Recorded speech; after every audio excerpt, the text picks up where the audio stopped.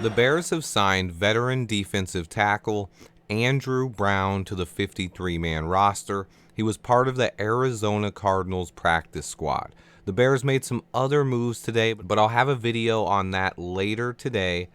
I'm breaking down our newest defensive tackle and what it means to the back end of this roster as Poles takes yet another shot on a low-risk, high-reward player. Let's get right into it.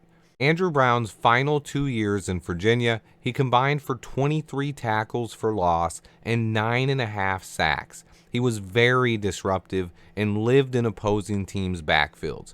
He earned invites to the Senior Bowl and Combine, ran a 5-second 40-yard dash, was great in the 3-cone drill exercise, and elite in the short shuttle.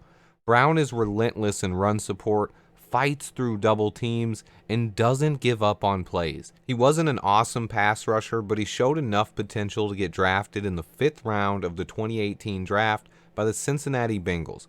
He's 6'3", 296 pounds, with long 34.5-inch arms. He has an explosive first step and is a high-energy motor guy who has the potential to be disruptive at times, especially against the run.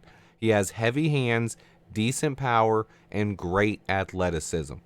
Another Ryan Poles staple is to bring in guys with plenty of athleticism, and Brown fits that mold as well. Scoring an 8.9 on the RAS score test, he has incredible first step quickness and fits the definition of a hustle player. He never stops fighting, and I love his relentlessness. I didn't see a whole lot in terms of pass rush potential, but he could definitely come in and play in our defensive tackle rotation. He is more of an effort rusher than he is a guy with a variety of pass rush moves or a deep repertoire. He was a 5-star recruit to Virginia out of high school and never quite lived up to that billing. He played well enough to record 9.5 sacks his final 2 seasons and get drafted in the 5th round, but he was still oozing with raw potential.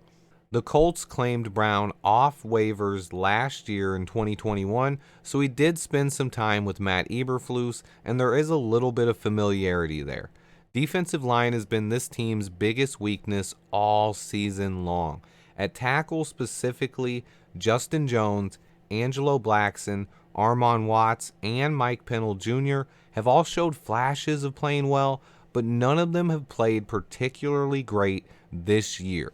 Justin Jones has played the best out of the bunch, but Blackson, Watts, and Pennell have all flashed with big plays, but then disappear for long stretches or even multiple games at a time. I love Ryan Poles' relentless pursuit to improve this roster. I know fans have seen so many of these low-risk, high-reward guys brought in, and I've even had some avid fans reach out to me with questions about the impact that these guys can have on the roster. Shout out to my boy Buck. The bottom line here is this entire season has been about laying a foundation for future success and casting a wide net to some players to stick around long term. Nobody expects all these guys to stick around, but every diamond in the rough that Poles finds just makes this roster better going forward. Injury report should be out soon.